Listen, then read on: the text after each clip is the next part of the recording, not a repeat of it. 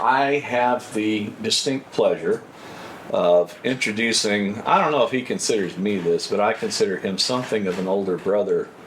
Well, you couldn't consider me an older brother. Brother. All right. Crispin and I have known each other our entire professional careers, starting out at a SAAP meeting way back when. Frankly, I have been inspired by his work all along and have taught 8 of his books. There are 10 of them in the other room there for you to browse if you like, but I've actually taught 8 of this guy's books in my classes, and the reason is very simple. Is because the students like to read what Crispin writes. Now, it angers them. If you'll remember back sometime in the 90s, I had you anonymously monitor an email list of my class where I was teaching one of your books, and they didn't know he was on the email list. And the students are so provoked by what Crispin says in his books. But I have always found that to be an advantage in those classes where I've taught your books. One of your books I've taught 5 or 6 times, the Extreme Virtue book. And so I have to say that there aren't any of my peers that I hold in higher esteem as a provocateur, especially of undergraduates. But the graduate students get equally angry at what Crispin has to say. And I tell you why. It's because Crispin Sartwell says what he thinks. And he's a great writer, but he doesn't adorn it, and he sets it right forward and says, you're going to have to deal with this. And I actually agree. I don't agree with what he says. Maybe 75% of the time I agree with what he says. But that's not what's important. What's important is that Crispin is a person who has made his career on saying what he actually thinks, and that's what I admire about him. And with that said, I'm glad that he's here to say what he actually thinks about Richard Shusterman's work today. Crispin Sartwell. Thank you.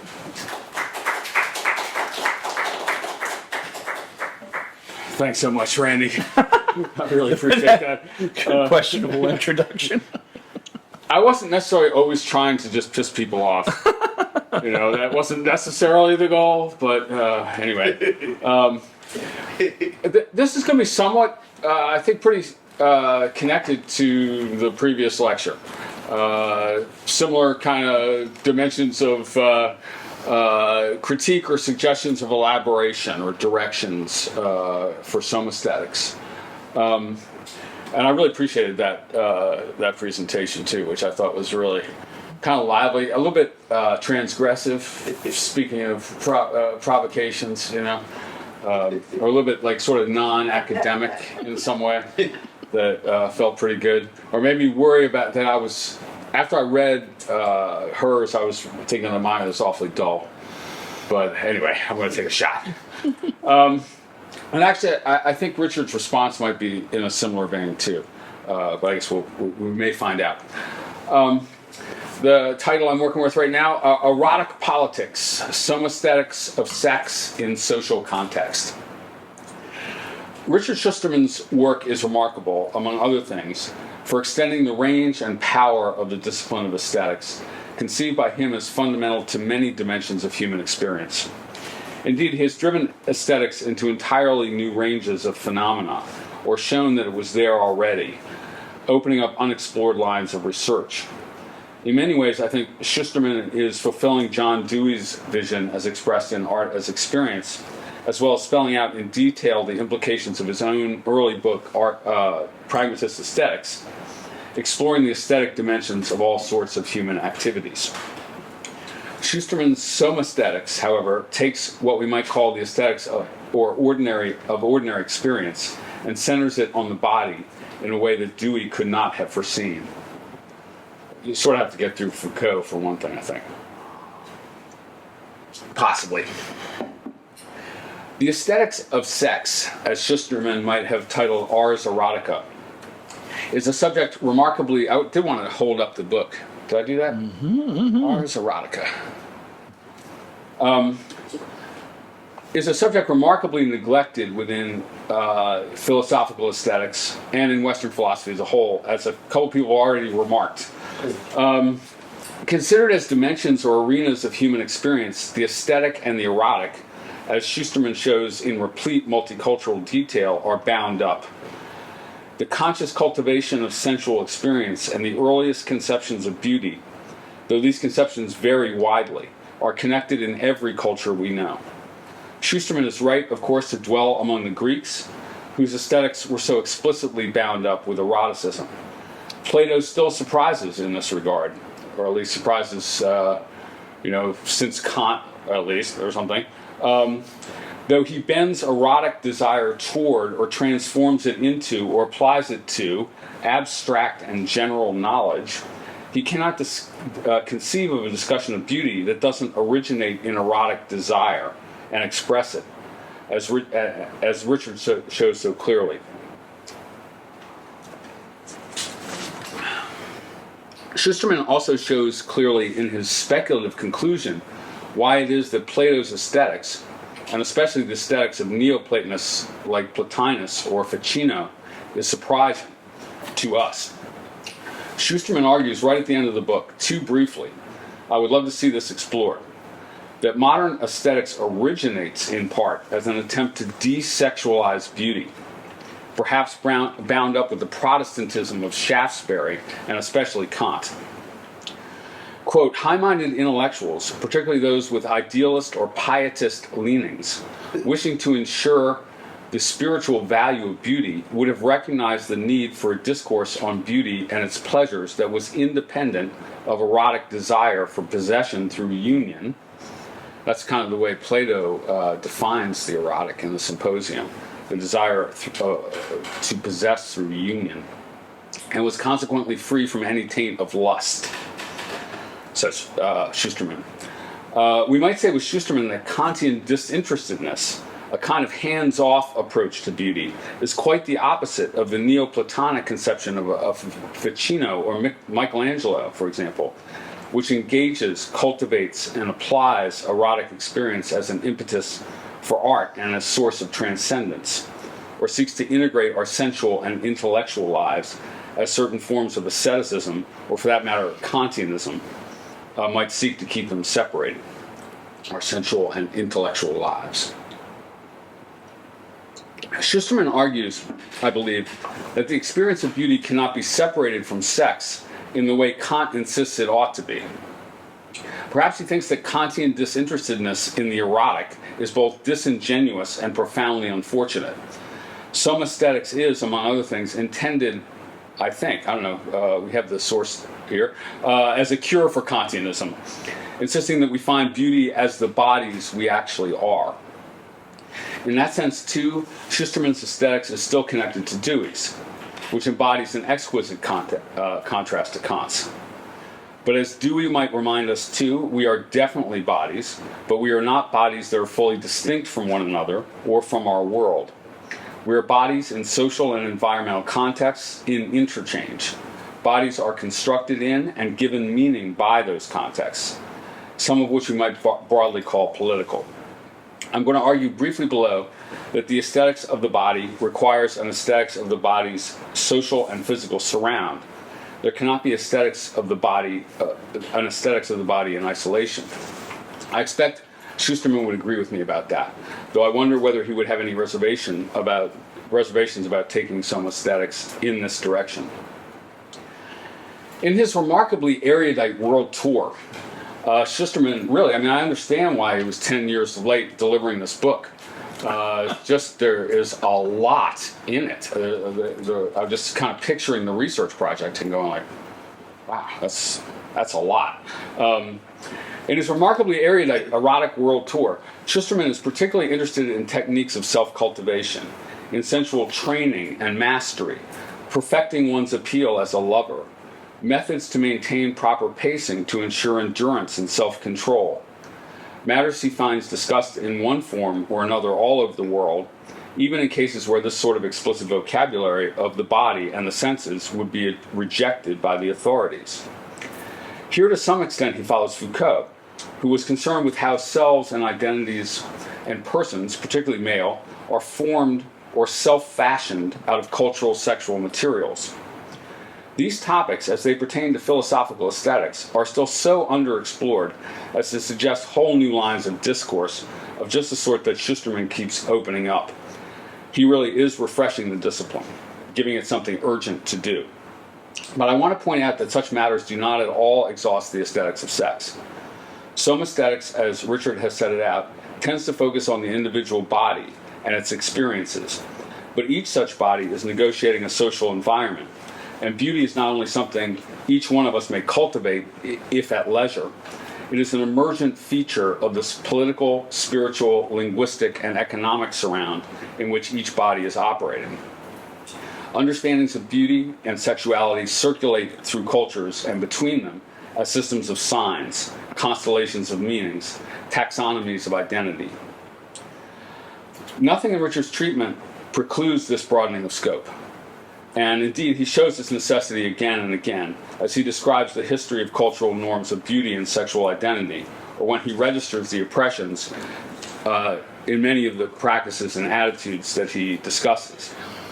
But he returns, as he must given his themes, to the point of view from inside the individual body as it negotiates this environment, seeking intense, cultivated, and meaningful experiences.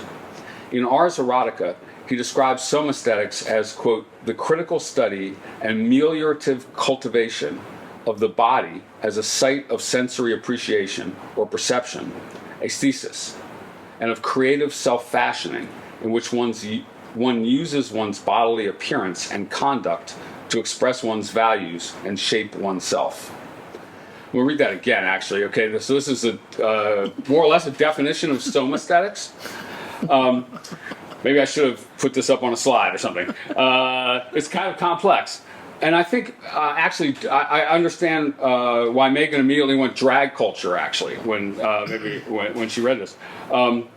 The critical study and meliorative cultivation of the body as a site of sensory appreciation or perception, aesthesis, and of creative self-fashioning, in which one uses one's bodily appearance and conduct to express one's values and shape oneself. What I want to emphasize here is that the shaping and presenting of the self is happening in a political context and is not fully comprehensible apart from that context. I don't want to reduce that to the politics either, but I guess I don't say that necessarily here. Certainly when Shusterman conducts his astonishing erotic world tour, one thing that emerges immediately is the cultural malleability of sexuality. His discussions of South Asian treatments of the erotic derived from Hinduism in proximity to the Islamic material, or the Greeks juxtaposed with the medievals, or even the Japanese in relation to the Chinese, display almost entirely distinct taxonomies of sexual identity and conceptions of the purpose of sex, of what is permitted and what is prohibited, who is authorized and who is taboo. The word polymorphous is difficult to avoid as one surveys the whole terrain, nor does Shusterman avoid it. In his treatment, he is necessarily as attentive to the cultural, political, and economic differences in the ways the activity of erotic, aesthetic self-fashioning is expressed as with the seemingly universal project of self-fashioning itself. He acknowledges that many or all the cultures he discusses are problematic as regards gender politics, though a critique of cultures along these lines is not his focus. If it had been, the book might have amounted to a litany of condemnations from the point of view of the contemporary West, a dull parochial exercise. But many of the texts he quotes are straightforwardly male supremacist, for example. He tends to note that and then go on to focus on the aesthetics of bodily self-fashioning, which the texts also, but connectedly, dwell. Perhaps the directly oppressive interpersonal implications are not sufficiently incorporated into the discussion in Ars Erotica, not ignored or merely glossed over, but also not the direct focus, except perhaps in the most egregious cases. I understand these decisions, If the book, again, I guess, were a litany of sexual oppressions and their condemnation, it would be dreary and not suited to do what Shusterman most wants to do, explore how the materials shed light on the aesthetics of the body, or the ways that sex is elaborated into systems of eroticism within various aesthetic cultural systems. In their own terms, to whatever extent that's possible. Right. Sorry. I'm losing the thread of my own in the middle of your sentence. Mm-hmm. On their own terms. Yeah. I lost... anyway. In their own terms. I'm going to read that one again. No, I'm going to go on to the next one. He wants to understand the individual body as something like a work of art, created from inside and shaped by its activities.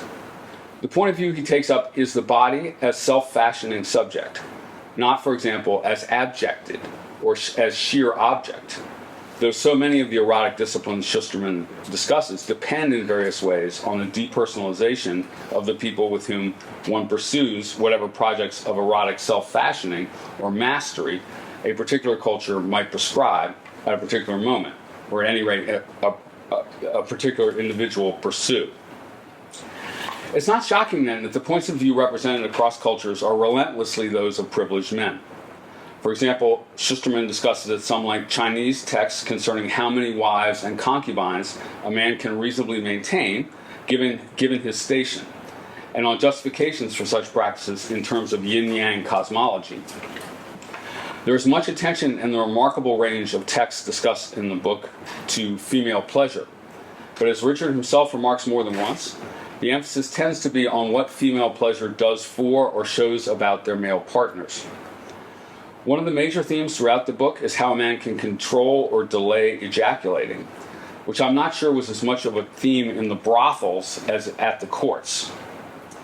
The assemblage of texts from across eras and continents begins to grow unedifying as it continues. It shows beyond doubt that many cultures, or bits of them, have focused relentlessly on the aesthetics of sex, and also that sex is one of the primary sources of reflection on art and beauty, but it also begins almost to undermine the history of reflection on these things. In South Asia, in China, in ancient Greece, one gets the impression over and over again that beauty and exploitation are, as it were, intimately connected, or that they are themselves in a yin-yang relation wherever one catches the whiff of patriarchy. If I've created the impression that ars erotica ignores the political or entirely depoliticizes sex, I should hasten to correct, though I am urging that the matter could use more emphasis.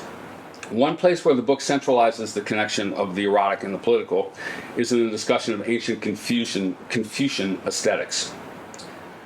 Here's a long quote from Ars Erotica. Given Chinese philosophy's intimate linking of family and state, eroticism's social shaping and significance merge into the political. If the great ruler, as in the Yellow Emperor paradigm, is the model of sexual prowess, that more generally symbolizes his wide-ranging power. Then he also personifies the reigning object of desire, who is beloved by his adoring, obedient subjects. As governing works through adoring compliance, so ruling hierarchy is metaphorically depicted in sexual terms. Not only does the ruler magnify his strength by satisfying his subjects, who obediently serve him with desire, but he must manage his ministers carefully to avoid internal conflicts and jealousies, just as the ordinary man must manage his wives. In the next paragraph, he quotes the Han Feizi, followed by a series of similarly spirited pronouncements. Quote, a man at 50 has not yet lost interest in sex, and yet at 30 a woman's beauty has already faded. If a woman whose beauty has faded waits upon a man still occupied with thoughts of sex, she will be spurned and disfavored. That's the least of it, really. The loss of male energy, Shusterman observes, looms as the underlying experience and motivating fear behind the whole project of Chinese ars erotica. The loss of male energy is the overwhelming theme of Chinese ars erotica. Much more generally, he observes early on that ars erotica's lessons in perceptual acuity include self-knowledge, enabling lovers to discriminate more rapidly and more precisely the levels of their own erotic interest, energy, or arousal. This in turn allows one to choose more wisely if and when to initiate an erotic encounter, and how better to manage one's resources of power and endurance to achieve the desired erotic results. Such improved sensory self-knowledge can further provide, as its practical correlate, a greater mastery of self-control. Unquote. One place the sexual and the aesthetic overlap, in other words, and unavoidably, is in what resources are available to us to elucidate these matters in the first place. What texts survive? Which stories get retold?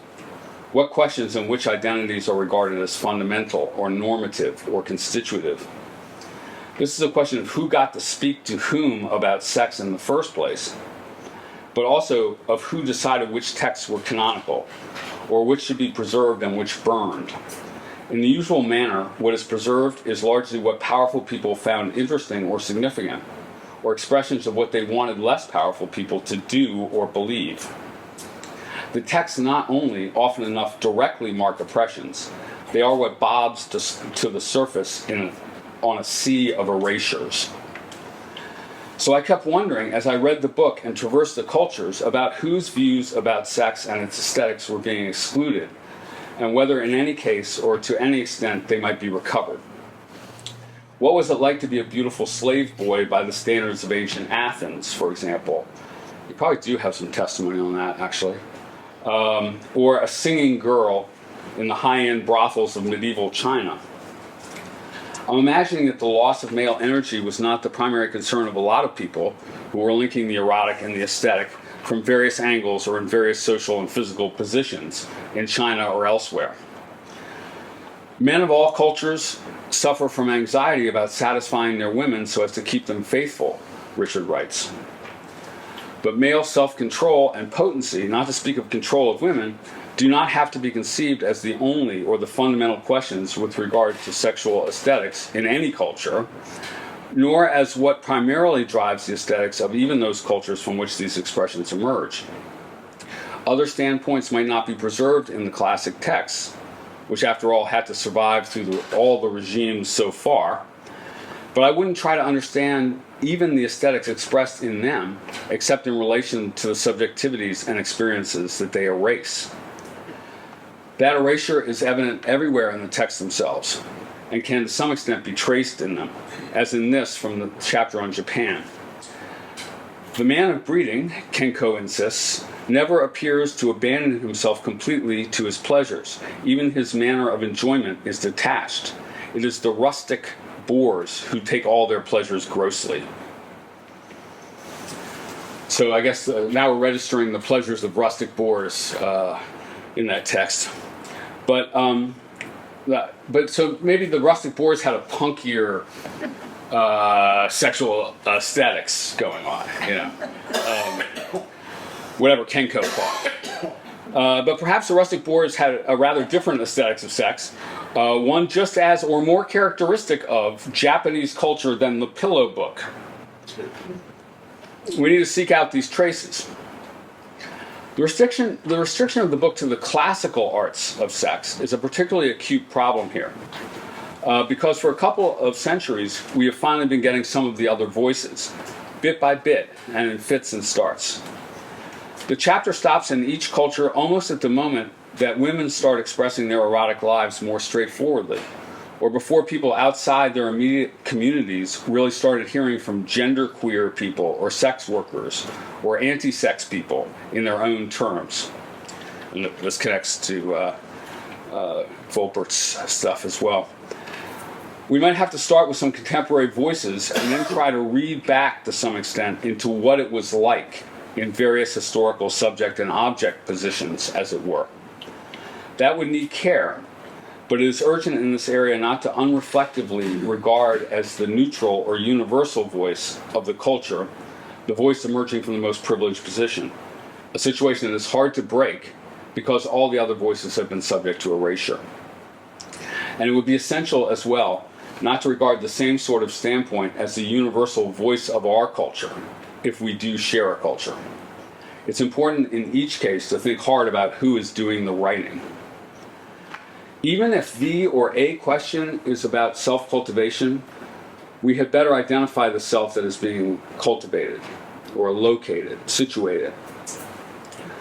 I rather see why he didn't, but I wish that Richard had located his own position more explicitly, or even described some of his own experiences, because I think that's not liable to be unrelated to what aspects of the aesthetics and politics of sex he emphasizes, even when he's deep inside these histories.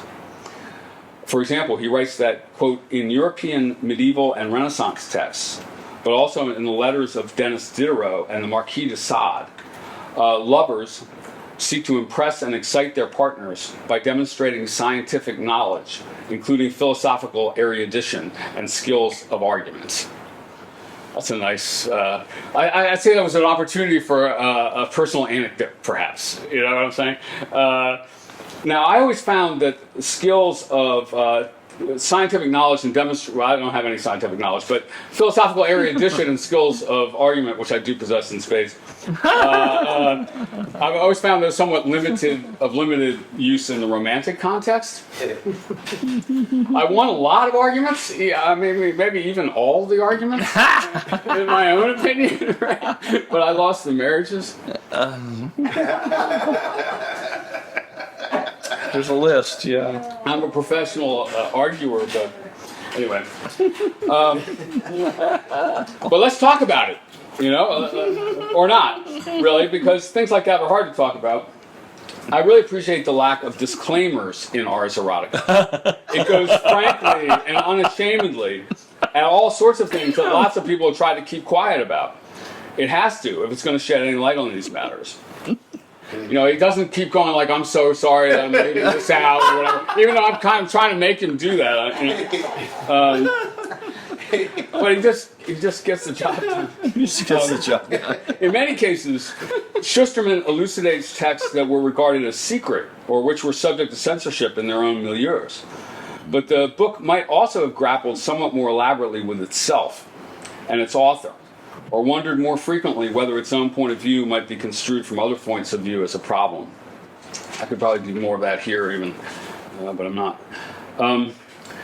I think that the Somaesthetics of sex is going to need a political aesthetics of sex. Judith Butler shows one way that these themes can be widened and also politicized.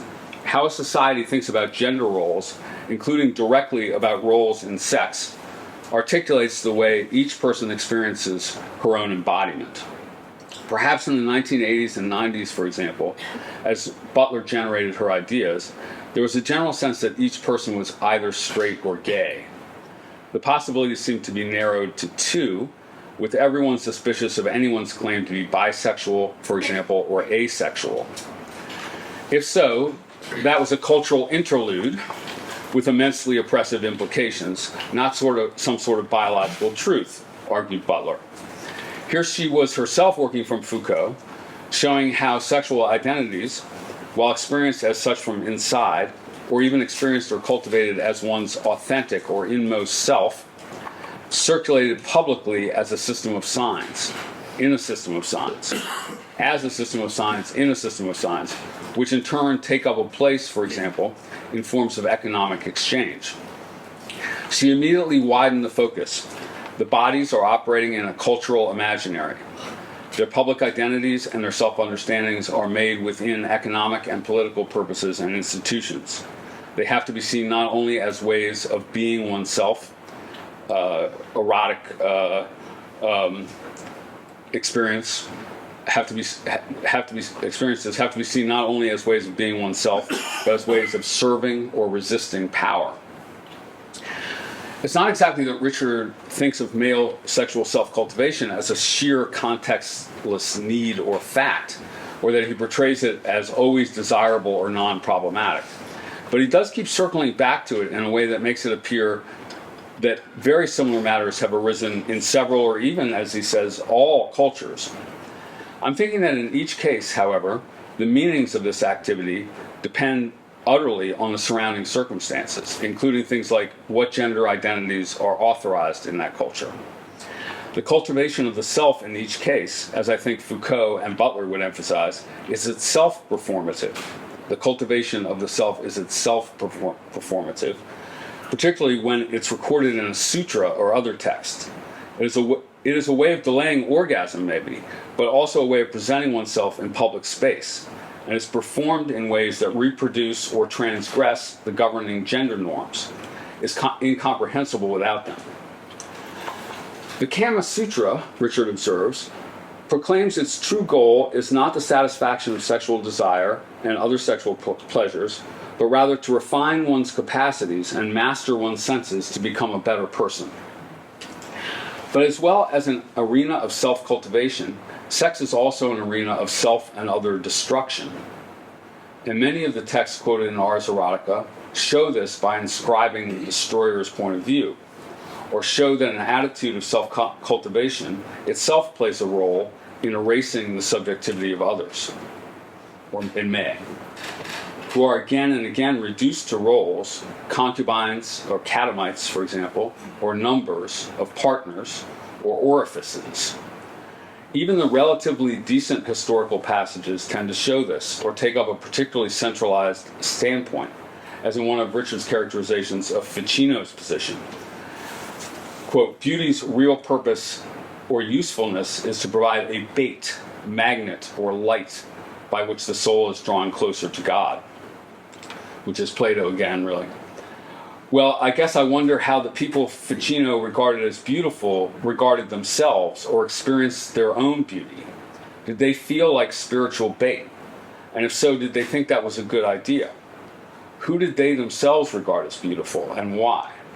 Did they think that these Neoplatonists, climbing the ladder from beautiful boys to abstract concepts, were entirely sincere and self-reflective?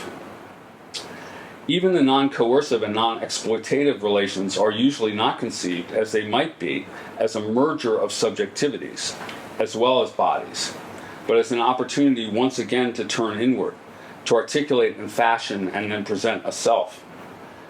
I'd be a little bit worried about someone who was having sex with me fundamentally to improve their own character. Though I'd understand if they thought that having sex might improve the relationship between us in various ways. They might really be wrong about that, though.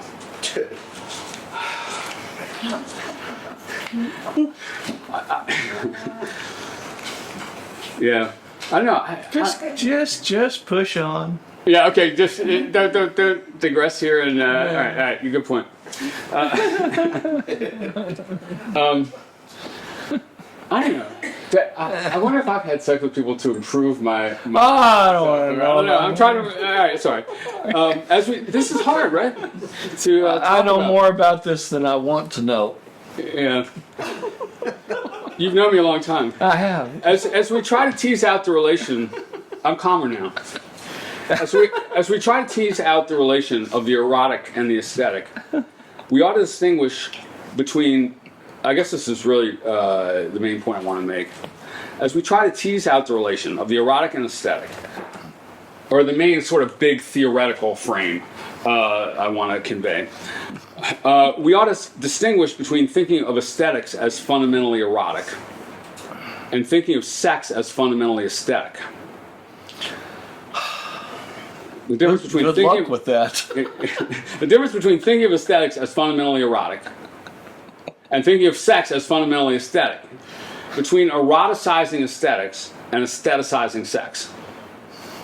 The former would emphasize the experience of beauty and of art as originating in desire. Again, a necessary Neoplatonic counterbalance to Kant.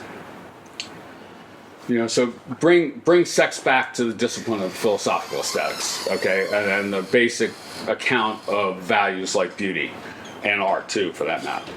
But aestheticizing sex, combined with a subjective turn in aesthetics dating from the 18th century, threatens again to make the subject of sex the sensorium or the cultivated performance or self of one of the people involved, or at best of each of them. Many of the passages quoted in the book portray a refined connoisseurship, an exquisite orchestration, including an exquisite repression or deferral of pleasures. Again, this threatens to separate the bodies and subjectivities involved into separate chambers of subjective experience, each using the other for their own purposes, whether self-improvement or orgasm. Or one danger is precisely the subjectivism of post-Kantian Western aesthetics, starting with the move into the sensibility of each experiencer, which is held to be the only possible locus of aesthetic value. That's completely explicit in critique of judgment, for instance. Well, okay. I'm going to growl at you about All right, that's cool. Anyway. That might be worth growling about, actually, yeah. I'm always worried that I've got Kant wrong. That I've made Kant into this evil straw. You have, devil. Yeah, just go on. Everybody else does it too. True. This threat to the decency or even the possibility of an aesthetics of sex can be ameliorated to some extent if we rethink the concept of the aesthetic as a whole, which I think is what Richard suggests by the end. With Richard, especially the Richard of the 1990s, we need to conceive the aesthetic in a Deweyan and even a democratic vein, focusing on the relations rather than the monadic individuals. Social relations that articulate roles and meanings, material relations between bodies and environments. These, and not the unfolding inner experience of each participant, are the basic sexual aesthetic facts. I would, in other words, resist fully aestheticizing sex, even if I would like to re-eroticize aesthetics. Sex as aesthetics might leave out some of the more direct, or dare I say, animal aspects. Perhaps sex doesn't have to mean in quite such profound ways every time out. But also, if people are having aesthetic experiences in sex, at least to the extent that those experiences are decent, they're having them in company. The locus of the pleasure, even, might be the entuple rather than the man. Maybe we're cultivated, and maybe we're cultivating, or maybe not. But in any event, we're doing it together. Well, but Megan reminded us, not necessarily. The act of Congress, if it's ever going to be a work of art, or for that matter, if it's ever going to be decent or shed light on aesthetics, needs to show that the experience of beauty, like the experience of pain, for example, can be shared or can be made collaboratively, that the agent is collective, or collective as well as individual. I'd like to see the aesthetics of sex, which Richard has so profoundly opened up, continue in a more normative vein, actually. Move toward thinking about what good or beautiful or even artistic sex might be, and how it connects, for example, to gender identities and gender oppressions, and how we might like it to. As gender seems to be melting down as a binary, or multiplying and dividing, what aesthetic possibilities is this opening up? Or I might hesitate to go in this direction, but what sorts of aesthetic considerations have been in play, for example, in the abortion debate? Or what is beautiful and what is ugly, what displayable and what verboten, etc. Sex comes with stakes, often. Maybe the aesthetics of sex needs to as well. What connects Butler's work to Shusterman's in a useful way is that Butler, too, is talking about the aesthetics of embodiment, or at least that's the way I would like to read her. Gender, she famously says, is performative, usefully conceived by analogy to the theater. And this bears directly, every day and in every way, on the public presentation of the body. We express our gender identities and our sexual orientations above all aesthetically, in ways that we adorn our bodies, the way we move, the rhythms of our speech, but also in the way we arrange our mood, our rooms, or our taste in music or cars. Ars erotica shows this in many different contexts, but draws conclusions in a different register. Particularly key in relation to Somaesthetics is that the ways each of us experiences ourselves, what we find ourselves taking pleasure in, for example, can only be understood as they emerge from and into the representations which embody the system of sexual possibilities articulated in public space, in the public language, in a political economic situation, and which try to tell us what we can possibly be or do, or what we must transgress against to be free. I think we ought to consider the gender system of a given culture at a given time, for example, as a power-saturated system of aesthetics. And it is a system, The bodies and the roles and the transgressions between the various actors and concepts are interlinked. They mutate in correlation with one another and with real volatility. So, for example, one might consider at least one concrete example. It's been awfully abstract, this discussion, I admit. So, for example, one might consider the aesthetic presentation of masculinity in the American South over the last, let's say, 60 years. In 1967, having long hair, for example, or wearing an earring might have caused you to get sort of gay bashed in much of the American South. Things like that happened to me in the 70s. Or have drawn a series of slurs intended to impugn one's masculinity. A real man had a sort of military demeanor and haircut and wore no body adornment but a decent shirt and perhaps a tattoo of an anchor or one that said mom. We don't let our hair grow long and shaggy like the hippies out in San Francisco do, sang Merle Haggard. But by the 80s, the most macho country stars, Waylon Jennings, for example, wore long hairs. And by 2015, the most macho country stars, Kane Brown, for example, were wearing all sorts of jewelry as well, a pair of earrings and a number of necklaces and finger rings, for example. This read effortlessly as masculine by then, even as the signs of femininity likewise shifted radically. Indeed, a lot of the way heterosexual men style themselves is an attempt to convey the message, I'm not gay. So how heterosexual men are presenting their bodies varies inversely with how gay men are presenting themselves, for example, with neat hair and tailored suits, or something like the way Merle Haggard was presenting himself in 1967. For real. It's a switch. Right. The sexual identities have actually reversed. Or the way they're expressed. I think that the ways we are each experiencing our own bodies and those of others, the means and meaning of sex and more widely of erotic desire, varies as the taxonomy of sexual roles and their aesthetic presentation in public space varies. And that is happening, say, in a capitalist economic context in which people are marketing beauty and sexuality to you, or in a social media context in which millions of images are barraging each of us, calling on us to desire or imitate or to reject. Embodiment, I'm saying, is as irrevocably political and economic as it is fundamentally aesthetic. Eventually, the aesthetics of the body is going to have to broaden to the collective bodies we are constituting together, with all their exclusions, but also with all their possibilities.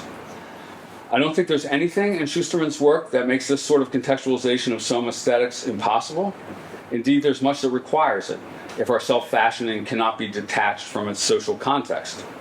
It seems to me that the richness of the cultural descriptions, and the richness of the descriptions Shusterman constructs around the erotic texts on which he focuses suggests that even beginning on an aesthetics of the particular body as experienced from inside requires placing this body in wider political aesthetic systems that make its understanding of itself possible, even as they constrain it. Thanks.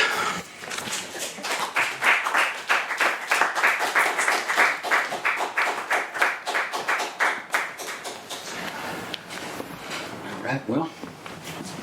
That raises a lot of questions, doesn't it? So,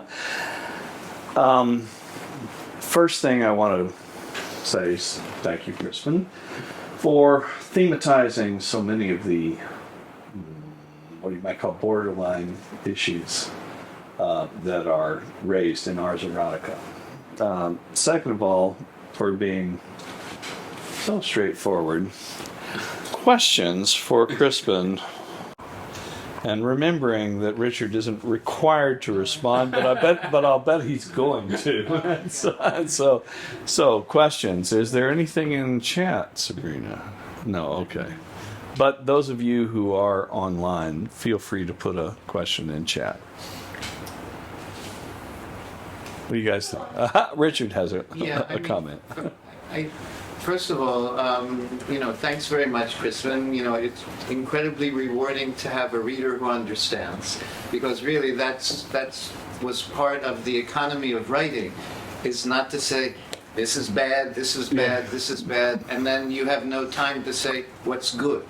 right? Because part of my idea of meliorism in the book is, of course, the systems are horrible. But there may be some things in there that are worthwhile to think about. And there is also more variety than we realize, like gender identities in Greece.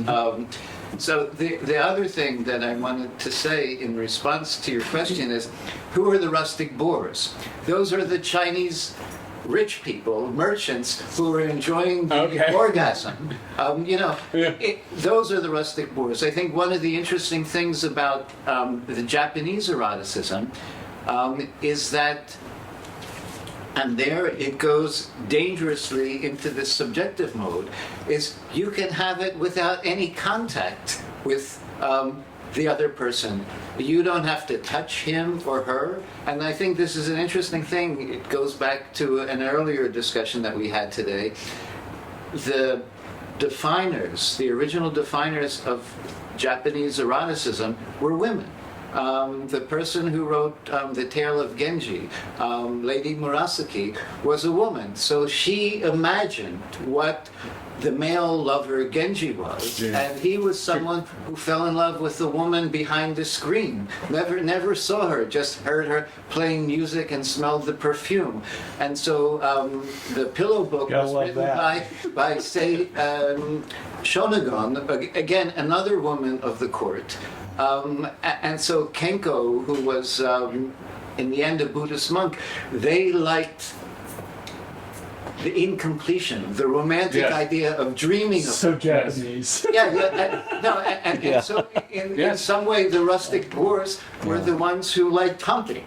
Because that's what the rustic boors and the animals do.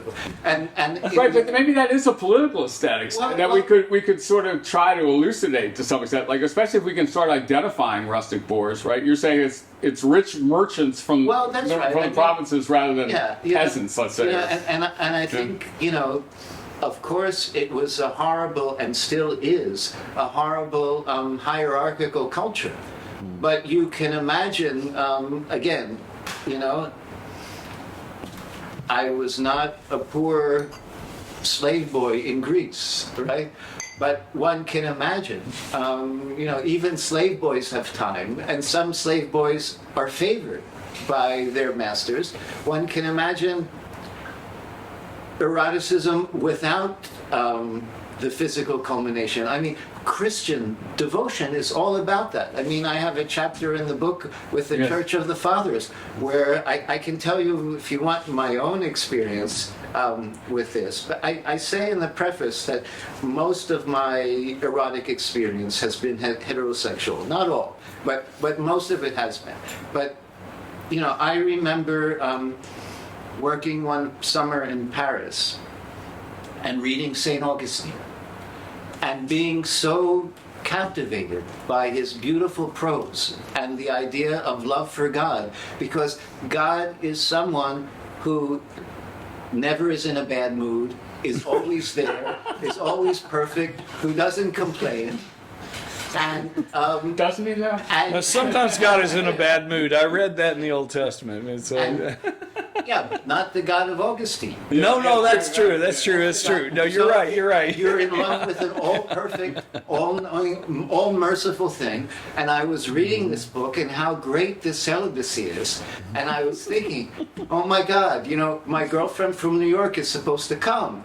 And I don't want her to. So I was into this eroticism of the abstract and the perfect and the spiritual and the literary, because you're someone who's an excellent writer. You know the beauty of language, that you can fall in love with it. We fall in love with poetry. And I thought, okay, I'm going to write to her and tell her not to come. And then I thought for a second. I said, she's never going to believe me. She'll think I found another woman in Paris. I want her to come. And so, I lost my celibate moment. I lost my celibate moment by not thinking of myself, but thinking of my relationship. And that's why there isn't much discussion about masturbation in the book, because, you talked about it. I mean, what's a euphemism for sex, relations, right? I mean, last night I turned on the TV and I came upon the Clumps, right? You know the Clumps, Eddie Murphy? You don't know that? Oh, yeah, they're hilarious. You know, I hadn't thought about Eddie- that in years. Yeah, Eddie Murphy is doing drag. He's the grandmother. He's the mother. He's all the he's characters. father, Yeah, he's all the brother. characters. Yeah. And there's Who's the the guy that does that, grandmother. The grandmother Tyler? is talking about relations, and what she means by relations is sex. So I mean, sex is, and this is something that actually, you know, John Dewey said. You know, he didn't say much about sex, but, you know, as none of the pragmatists did. But what he said is, that's how you start a family. And, yeah, sex is what brings a man and woman together, and then there's a family. And then from the family, you get to the community. So, you know, sex is like the building block, but once you got the block, forget it, you know? So, yeah, so I think the political and the relational is there. Yeah. I think also Constantly boiling under the text that you're describing, yeah. even if it's not your basic that's focus. right. The other thing that's very important that you say is about the subjectivity, objectivity, because that's the interesting thing, is that the person from the inside, right, is a subject, but also an object, because your soma, that's what's interesting about the body. It's both subject and object. And so when I'm doing drag, right? Okay, let's say I'm doing drag. So as a subject, I'm thinking, well, how am I going to make up my eyes? When I'm thinking about my eyes, I'm thinking of them as an object, right? Not what I'm seeing through, but the object of my eyes. When I'm thinking about, you know, getting breasts, having, you know, breasts, I'm thinking about an object.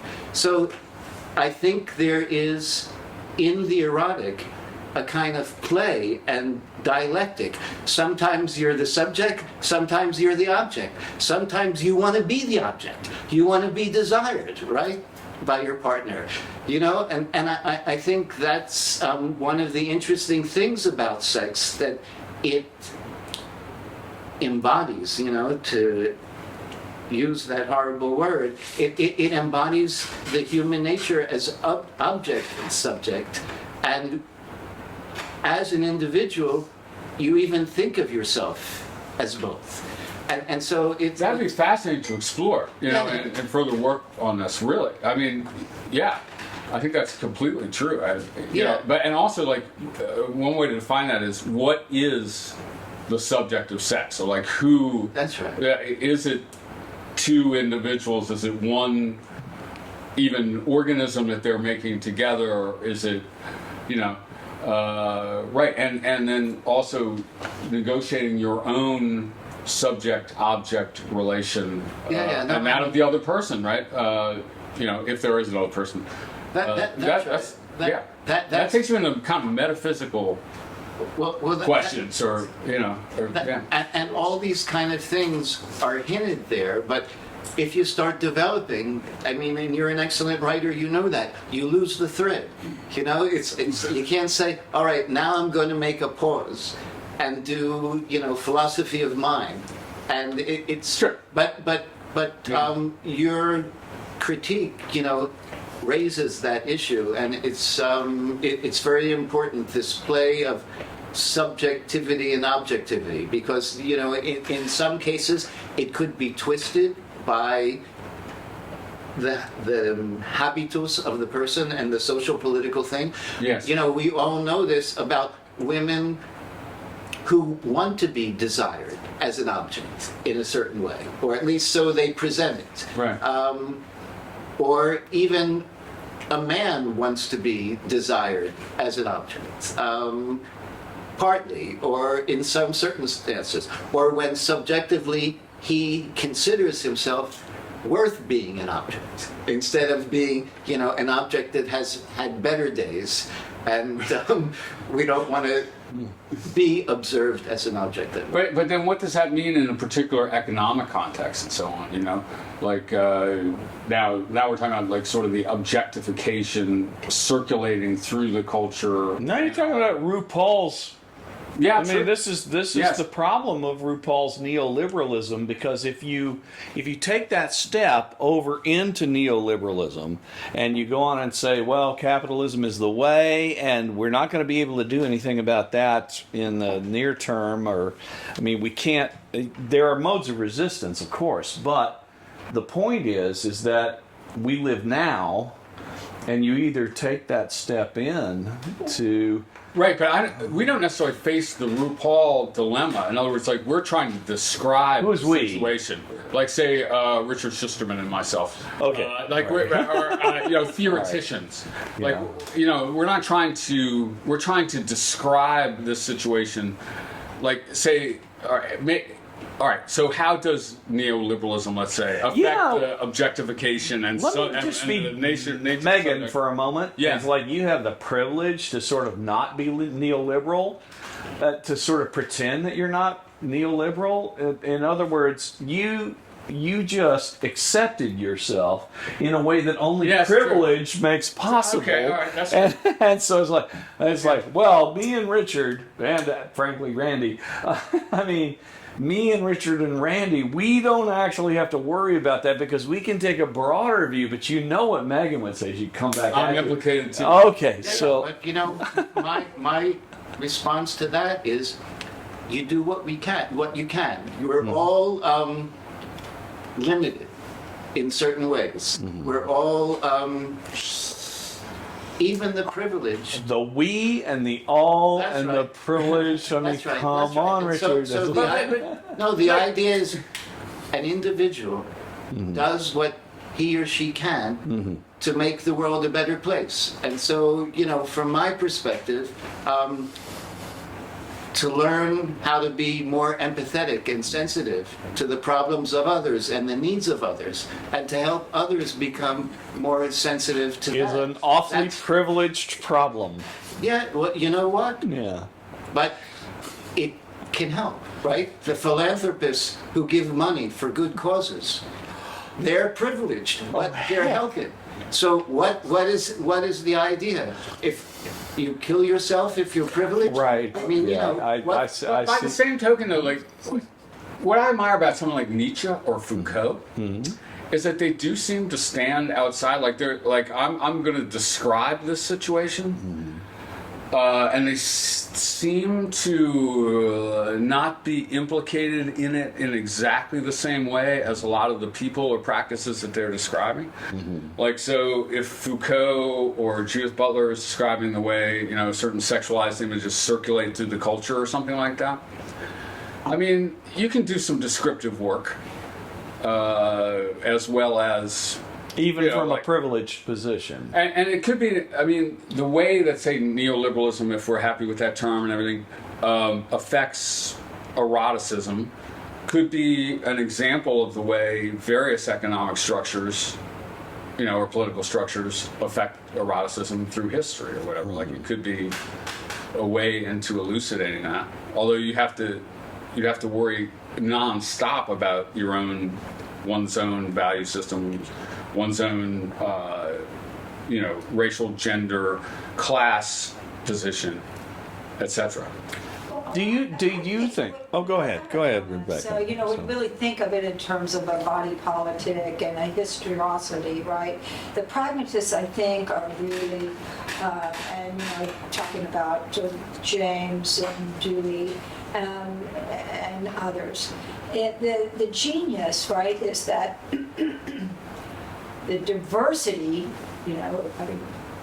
having sex with other people of different color or different cultures becomes not a matter of a warring army going to rape the other and pillage to control, right? It becomes a matter of diversity and pluralism that is celebrated in terms of an expansion of culture and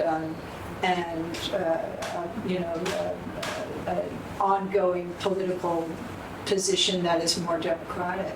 So, sex as a body politic, right? If you want to get Foucaultian, you got to get Foucaultian, man. And, sex as a body politic, if you're going to talk about it in a sense of history with a pragmatist, it becomes a celebration of diversity and mixed marriage, and I'm from New Orleans, right? So it's Creole, right? And it becomes something that works, not a control method. But you got to be careful with that too. That you can lose sight of your own motivations or your own positionality, as we're describing, or whatever. That William James or John Dewey have those values is completely admirable, but they still also have the position they have, and they need to, we need to probably reflect on who's speaking. Well, there's I'm speaking from my good. position as well, because I'm from New Orleans. I mentioned that, right? Yeah. So, from personal experience, right, the way that my city adapted, right, to social conditions, right? I was thinking about the Kubla Khan situation where it was actually theorized. I mean, Kubla Khan had the idea, and it descended from Genghis Khan, that the empire would be stronger if he had offspring, for lack of a better word, if he had offspring from every part of his own empire. Okay. And so the idea there was patriarchal for sure, but the point is that racial purity was the opposite of the Mongolian Empire. Racial purity would lead to the death of the Mongolian Empire in the view of the powerful people in Mongolia. And so therefore he needed a Chinese wife, and because of political reasons she had to be the primary wife. But that said, he needed princes and actually princesses, because I'm not sure they were undervalued in that particular society. He needed princes and princesses who were Arabian, who were even Italian. I mean, as far as the empire might spread. And if they didn't do that, then what would happen is that they would weaken from within. That there wouldn't be any path forward for the empire, because there wasn't a sufficient pluralism or a sufficient diversity. And that meant that the Khan had to have a broad family. That was at least the idea. I'm not sure that connects with anything Richard is writing about or anything you're writing about, because erotism actually isn't there. It's more political. But sex is there. Sex is there for sure, but it's almost entirely politicized, which frankly is my question for you, because you seem to be pushing it in that direction, which is to say, if we were to say that the act is first political and secondarily aesthetic, which seems to be your thesis. I didn't say that exactly, probably, right? You didn't say that, but you applied it. And so it's first political because you can't escape the political dimension of it. And then the aesthetics, it's going to have to conform to the political situation. And so the Khan is a good example of a man who understands who he needs to desire. Yeah, and actually, that's a pretty good example in a way of the political context of sex, right? Like an empire system might have quite a different sort of sexual value system than a nationalist or a nation-state system, where you better, I guess they were marrying princesses from other countries or whatever. Princesses. But yeah, there were princes hanging around too. It's not just a.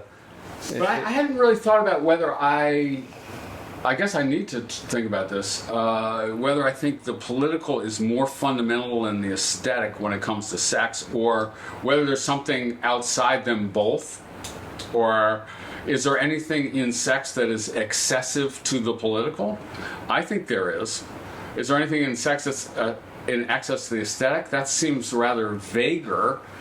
I'm not even sure what is in excess or outside the aesthetic necessarily. But the biologists would call what you were discussing and you were discussing as hybrid vigor.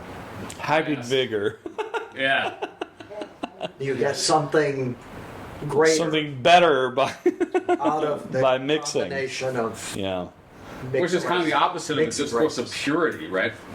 And It's the all has to do opposite with of purity. Yeah, this, which is, has, this is the opposite of purity. but these Purity are is reproductive death. strategies, Yeah, right? yeah. Political reproductive strategies. Both political and biological, right? I don't want to reduce sex to politics, though. God, that sounds fucked up as shit. I'm going to write that one down. Yeah. You were pushing it though, in a way. Yeah. All right. But All right. Go ahead. it depends really on how wide you define the political. If I want to reconstruct Crispin's argument, and as I said at the outset, I agree with probably almost everything that he said in terms of substance. So the political shapes subjectivity, and the subjectivity shapes desire. So, but desire also helps shape politics. Yeah. I mean, political revolutions come and political changes come because people desire different things. So it's one of these things that they're so interconnected, you can't really separate them. And that's why in the book, although it required considerable effort for me, and although I didn't do as good a job as I would have liked to ideally, I always had like the first section of the chapter talking about the socio-political situation. Yeah, true. Because you can't really understand it without it. Just I don't mind getting myself into trouble here. In terms of privilege, I want to say that privilege is a fact, and it can be misused or used well. You can't escape the privilege that you have. So the thing is to use it productively and for a good cause. I mean, there's a French expression that everyone knows in English, noblesse oblige, right? The idea is privilege